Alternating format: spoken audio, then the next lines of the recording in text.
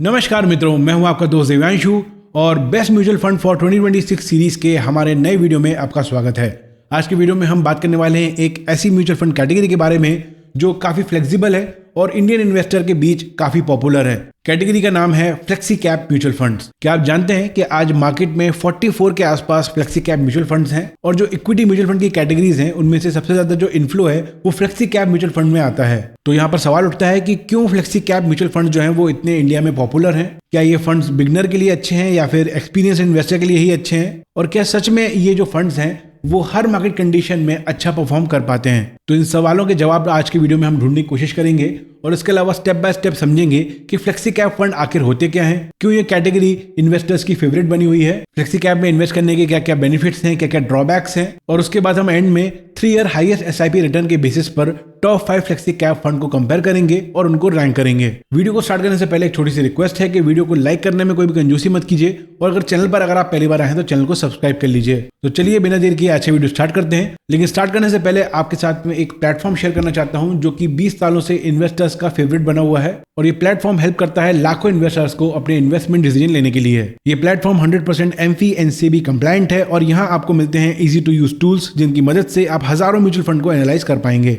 और best part ये है कि यहाँ पर कोई भी अकाउंट ओपनिंग चार्जेस नहीं है, कोई भी अकाउंट मेंटेनेंस चार्जेस नहीं है, तो आप बिल्कुल फ्री में अपना अकाउंट ओपन करवा सकते हैं। अकाउंट ओपन करवाने के लिए लिंक आपको डिस्क्रिप्शन मिल जाएगी, वहां पर जाकर अकाउंट खुलवाइए और अपनी इन्वेस्टमेंट जर्नी को स्टार्ट कीजिए। तो चलिए अब बिना देर की वीडियो को स्टार्ट करते हैं और सबसे पहले बात कर लेते हैं कि फ्लेक्सी कैप फंड आखिर होते क्या हैं, क्या डेफिनेशन है फ्लेक्सी कैप फंड की। तो दोस्तों, जैसे कि आप लोग जानते होंगे कि स्टॉक मार्केट में जो कंपनीज हैं वो मार्केट कैपिटलाइजेशन के बेसिस पर 3 कैटेगरीज में बांटी गई हैं।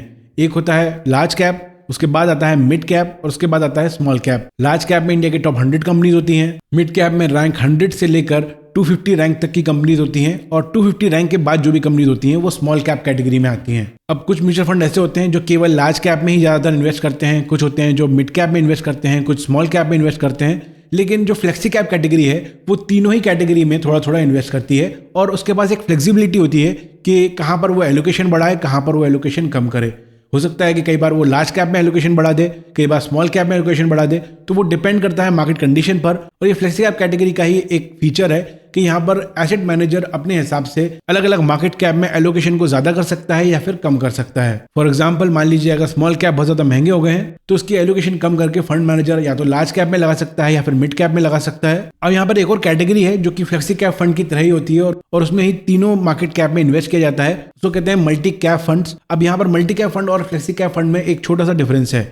मल्टी कैप फंड में आपको मिनिमम 25% हर मार्केट कैप वाली कैटेगरी में इन्वेस्ट करना कंपलसरी होता है, लेकिन अगर आप इसको कंपेयर करेंगे फ्लेक्सी कैप फंड में तो वहां पर ऐसा कोई भी कंपल्शन नहीं होता है। यहाँ पर फंड मैनेजर के पास 100% फ्रीडम होती है कि वो किसी भी कैटेगरी में कितना भी एलोकेशन कर सकता है। बस फ्लेक्सी कैप कैटेगरी में एक कंडीशन ये होती है कि आपको मिनिमम 65% इक्विटी में ही इन्वेस्ट करना होगा। अगर मल्टी कैप या फ्लेक्सी कैप का एक आप डिटेल कंपेरिजन चाहते हैं और इस पर एक वीडियो चाहते हैं तो कमेंट में जरूर बताइए, मैं मल्टी कैप फंड पर भी एक वीडियो बनाऊंगा और हम वहां पर बेस्ट मल्टी कैप फंड्स को भी कंपेयर करेंगे। अब चलिए बात कर लेते हैं कि फ्लेक्सी कैप म्यूचुअल फंड में इन्वेस्ट करने के क्या क्या बेनिफिट्स हैं। सबसे पहला और सबसे बड़ा बेनिफिट है यहाँ पर डाइवर्सिफिकेशन। यहाँ पर आपको तीनों ही मार्केट कैप कैटेगरी का एक्सपोजर मिल जाता है। दूसरा बेनिफिट ये है कि आपको रिलेटिवली कम रिस्क होती है क्योंकि यहाँ पर ज्यादातर जो पोर्शन है वो लार्ज कैप में इन्वेस्ट होता है और ये पोर्टफोलियो को एक स्टेबिलिटी देता है। तीसरा बेनिफिट है कि वोलेटाइल मार्केट में काफी स्टेबल इनके रिटर्न्स रहे हैं और इसकी हिस्टोरिकल परफॉर्मेंस काफी अच्छी रही है। और चौथा बेनिफिट ये है कि लॉन्ग टर्म इन्वेस्टर के लिए ये परफेक्ट फंड माना जाता है, स्पेशली उन लोगों के लिए जो 10 to 15 ईयर्स का होराइजन लेके चल रहे हैं, क्योंकि यहाँ पर अच्छे रिटर्न्स के साथ साथ स्टेबिलिटी भी मिलती है और डाइवर्सिफिकेशन भी मिलता है। अब यहाँ पर अगर कुछ नेगेटिव की बात करें या फिर कुछ ड्रॉबैक्स की बात करें तो यहाँ पर अनप्रेडिक्टेबल एलोकेशन है, क्योंकि फंड मैनेजर के पास यहाँ पर पूरी छूट है कि वो कहीं पर भी एलोकेट कर सकता है। दूसरा नेगेटिव ये है कि फंड किस तरीके से परफॉर्म करेगा, अच्छा परफॉर्म करेगा या खराब परफॉर्म करेगा, ये फंड मैनेजर की डिसीजन मेकिंग पर डिपेंड करता है। और यहाँ पर जो तीसरा नेगेटिव ये है कि हर फ्लेक्सी कैप फंड जो है वो अलग अलग स्ट्रैटेजी पर काम करता है। कुछ कंजर्वेटिव फ्लेक्सी कैप फंड्स होते हैं, कुछ एग्रेसिव फ्लेक्सी कैप फंड होते हैं। तो यहाँ पर हमें ये देखना भी जरूरी है कि किस तरह के फ्लेक्सी कैप फंड में हम इन्वेस्ट कर रहे हैं। यहाँ पर गलत फंड चूज करना भी बहुत आसान है, तो इन्वेस्ट करने से पहले हमें थोड़ी जानकारी होना यहाँ पर जरूरी है। इसीलिए मैंने आज की वीडियो में टॉप 5 फ्लेक्सी कैप फंड को कंपेयर किया है। तो चलिए एक एक करके इन फंड्स को देख लेते हैं। बेस्ट फ्लेक्सी कैप फंड को ढूंढने के लिए मैंने कुछ पैरामीटर्स रखे हैं जिसको हमें चेक करना है, जैसे कि यहाँ पर पास्ट परफॉर्मेंस को हम चेक करेंगे, 3 ईयर CAGR मंथली SIP को हम चेक करेंगे, रिस्क रेशियो को चेक करेंगे जिसमें शार्प रेशियो, ट्रैकिंग एरर होगा, फंड मैनेजर्स को देखेंगे, लॉन्ग टेन्योर होना चाहिए, गुड ट्रैक रिकॉर्ड होना चाहिए, एक्सपेंस रेशियो होना चाहिए एज लो एज पॉसिबल। इसके अलावा AUM जो है वो बहुत ज़्यादा भी नहीं होना चाहिए, बहुत कम भी नहीं होना चाहिए, बैलेंस्ड होना चाहिए। एंड एग्जिट लोड या लॉक इन है वो ट्रांसपेरेंट और मैनेजेबल होना चाहिए। अब आप स्क्रीन पर टॉप 10 फ्लेक्सी कैप फंड्स को देख रहे हैं। हाईएस्ट SIP रिटर्न्स के बेसिस पर, मंथली SIP 3 ईयर CAGR के बेसिस पर हमने यहाँ पर को रखा हुआ है। और यहाँ पर जो सबसे पॉपुलर फंड है फ्लेक्सी कैप फंड में, Parag Parikh flexi cap fund. लेकिन अगर आप रिटर्न के बेसिस पर देखते हैं 3 ईयर CAGR मंथली SIP, तो पराग पारिक फ्लेक्सी कैप फंड जो है वो टॉप 5 फंड में नहीं आता है, वो 8 नंबर का फंड है। इनफ्लो के मामले में तो नंबर 1 फंड है, लेकिन रिटर्न के मामले में Parag Parikh flexi cap fund top 5 में भी नहीं आता है। तो अब यहाँ पर हम इसमें से टॉप 5 फंड को शॉर्टलिस्ट करेंगे और फिर उनको अलग अलग पैरामीटर्स में कंपेयर करेंगे। तो यहाँ पर जो टॉप 5 फंड निकल के आते हैं वो हैं HDFC flexi cap fund, ICICI Prudential flexi cap fund, Aditya Birla Sun Life flexi cap fund, Edelweiss flexi cap fund and finally Kotak flexi cap fund.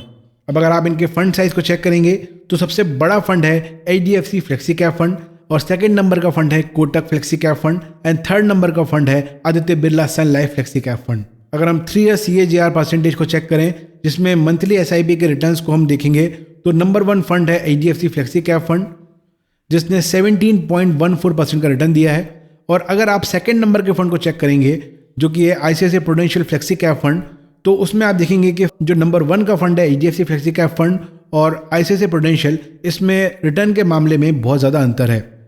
ICICI Prudential flexi cap fund ने पिछले 3 साल में ऑन एवरेज 14.18% रिटर्न दिए हैं अगर आप monthly SIP करते हैं तो यहाँ पर करीब करीब 3% का डिफरेंस आ रहा है फर्स्ट और सेकंड नंबर पर। लेकिन उसके बाद अगर आप देखेंगे सेकंड नंबर के बाद थर्ड, फोर्थ और फिफ्थ नंबर पर, तो वहाँ पर बहुत ज़्यादा डिफरेंस यहाँ पर आपको देखने को नहीं मिलेगा।